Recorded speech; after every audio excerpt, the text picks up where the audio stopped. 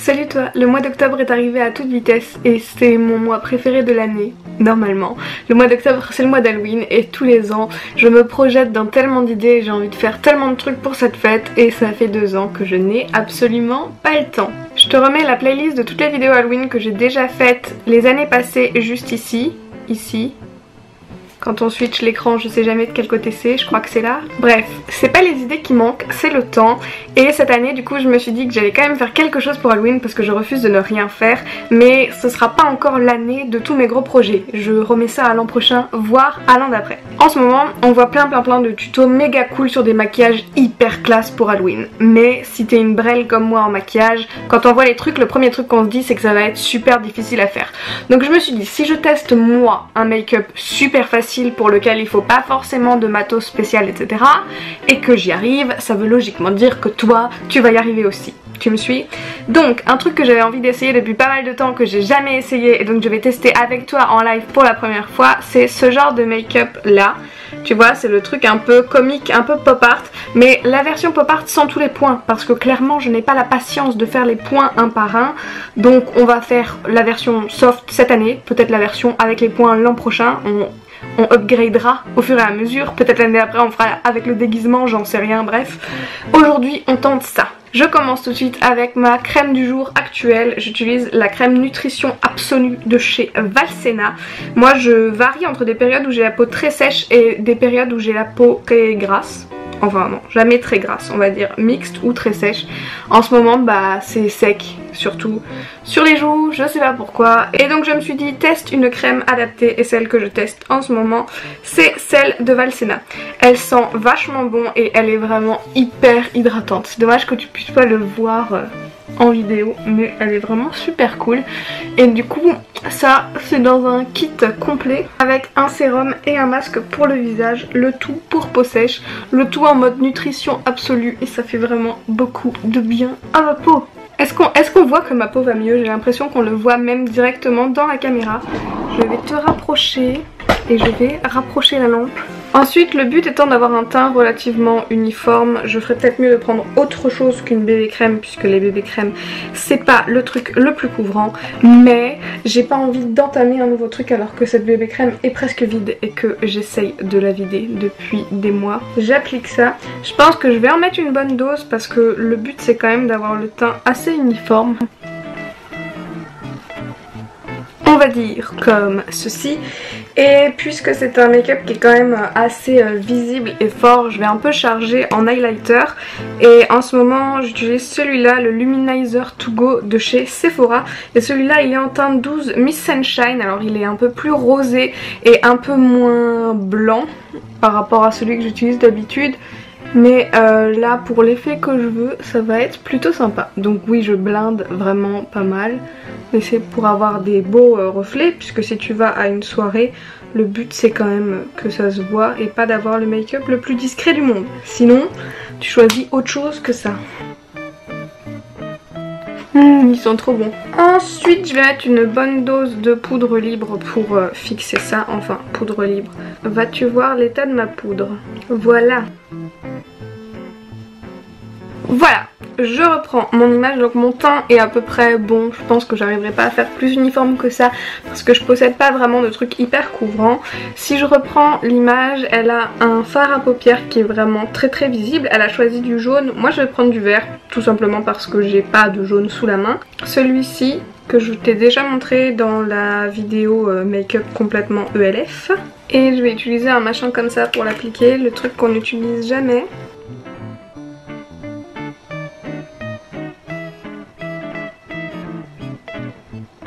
Voilà, donc si t'avais un doute sur la couvrance des fards Ace Lip Face, je pense que les doutes sont anéantis. Ok, ensuite, avant de commencer l'eyeliner, je vais mettre du rouge à lèvres parce que j'ai jamais testé celui-là, c'est ma soeur qui me l'a donné. Et il me semble qu'elle m'a dit que ça mettait du temps à sécher. Donc je vais gagner du temps et en poser une couche maintenant au cas où il faut que j'en mette une deuxième couche plus tard. Et là, j'ai vraiment choisi le plus rouge de la collection. Ok, on dirait qu'il est opaque. En vrai, il est pas vraiment opaque en une couche, donc je vais le laisser sécher ça. Et j'en remettrai une deuxième et je passe à l'eyeliner. J'ai choisi un eyeliner ELF parce que c'est un eyeliner qui est entamé et qu'en ce moment, j'essaie de vider les trucs qui sont entamés. Donc j'utiliserai celui-là. Et je vais commencer par le truc le plus facile de la photo parce que c'est pour ça que j'arrête pas de regarder vers le bas et c'est de remplir mes sourcils. Allez, de remplir mes sourcils complètement en noir. J'ai un peu peur du démaquillage tout à l'heure, surtout que tu le sais, moi j'utilise pas de lingettes mais des trucs lavables. Je crois qu'aujourd'hui exceptionnellement je vais repasser au coton parce que sinon ça va être la cata. Ok, en fait avec un eyeliner comme ça va pas être possible, il a l'embout beaucoup trop fin. Donc bouge pas, je vais chercher un de mes 46 autres eyeliner. Bon, je sais pas si ça va être mieux ou moins bien, mais j'ai ce truc de chez Sephora avec un eyeliner en crème à l'intérieur que j'ai reçu en cadeau pour mes 18 ans. J'en ai aujourd'hui plus de 25. Voilà ce que je pense des dates d'expiration des produits. J'utilise du coup un petit pinceau avec, qui est en fait à la base le pinceau pour le rouge à lèvres qui était là-dedans. Dans les règles de l'art toujours, hein. Ouh, ça va être joli. Ok, pour l'instant on est dans le super facile, hein. Tes sourcils tu sais où ils sont, tes paupières aussi, tes lèvres aussi. C'est maintenant qu'on va rentrer dans la partie un petit peu plus compliquée. Donc je m'arme de mon modèle. Oui, on dirait que j'ai les sourcils super larges. Je vais commencer par le trait d'eyeliner parce que ça c'est encore quelque chose que je devrais normalement maîtriser. Et en fait on se dessine des cils, ouais, tu ne vois pas ce que je fais. Donc on dessine plusieurs pointes les unes à côté des autres quoi. Ok, apparemment il faut aller vraiment loin pour qu'on les voie.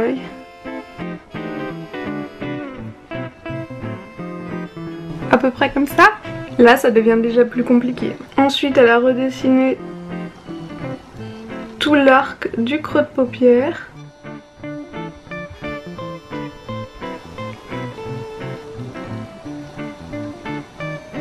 Ce qui nous donne à peu près ça. Oui, pour l'instant j'ai plus l'air d'une drag queen qu'autre chose. J'ai l'impression que sur elle ça fait pas autant pâté. Probablement parce que ses traits sont beaucoup plus fins. Probablement parce qu'elle est beaucoup plus douée. Ensuite elle s'est aussi redessiné les cils du bas. C'est vraiment pas évident en fait. Donc à mon avis il y a même des chances que tu y arrives vachement mieux que moi. Tu sais quoi? Je tente jusqu'au bout et puis tu iras peut-être voir des vidéos de gens qui sont plus doués que moi si ça ne te convient pas. Je suis ensuite simplement les lignes que je vois sur son dessin à elle. Donc il y en a une ici, une là, celle-ci,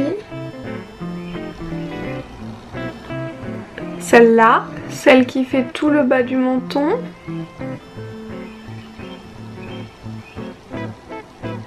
Et j'imagine la même chose de l'autre côté. Ça va. Et ensuite, là où il va falloir réussir à être symétrique, c'est celles qui remplacent en fait le contouring.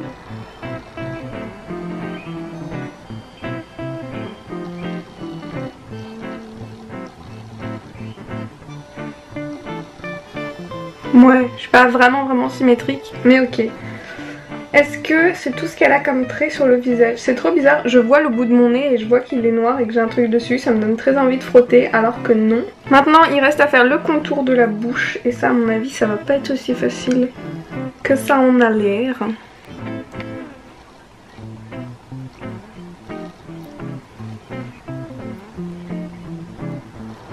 Le contour extérieur est fait.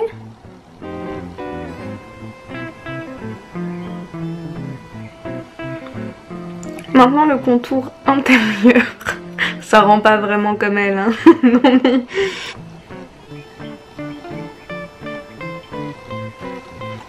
Évidemment j'ai mis beaucoup trop de noir, donc j'essaye de camoufler un peu avec le rouge. Et comme il y a certaines touches de blanc, je vais rajouter un peu de blanc en éclat, donc j'ai un eyeliner blanc dont je vais me servir pour ça. Comme ça, en gros, je vais lâcher mes cheveux. Peut-être que la catastrophe... Ah ouais, la catastrophe est carrément amoindrie avec les cheveux lâchés, non?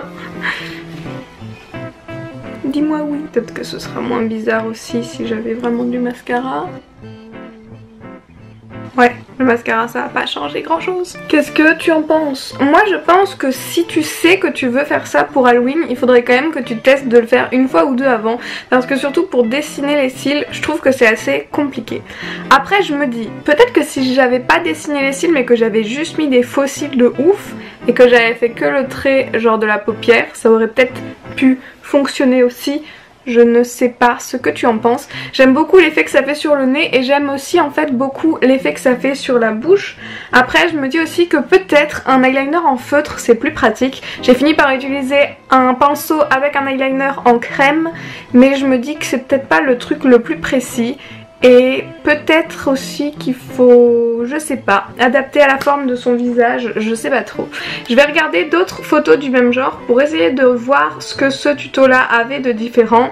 Mais moi qui pensais que c'était un truc genre très facile, finalement je me dis que peut-être pas. Ok, certaines personnes ont une petite goutte en dessous de l'œil, ce qui peut être pas mal pour rappeler l'effet pop art, mais c'est quand même pas obligatoire. Après c'est beaucoup dans la forme ou dans l'expression du visage que font les gens. C'est surtout ça qui rappelle un peu le côté comique. Il y en a beaucoup qui ont la larme, il y en a beaucoup qui ont les sourcils vraiment genre comme ça. Et qui du coup ont des petits traits sur le côté. Ou la marque du pli du front. Et je pense que ça joue pas mal. Il y en a qui continuent aussi jusque là. Et je vais peut-être faire ça. Faut trouver Willows chez moi. Parfois ce genre de truc ça suffit vraiment pour... améliorer un make-up.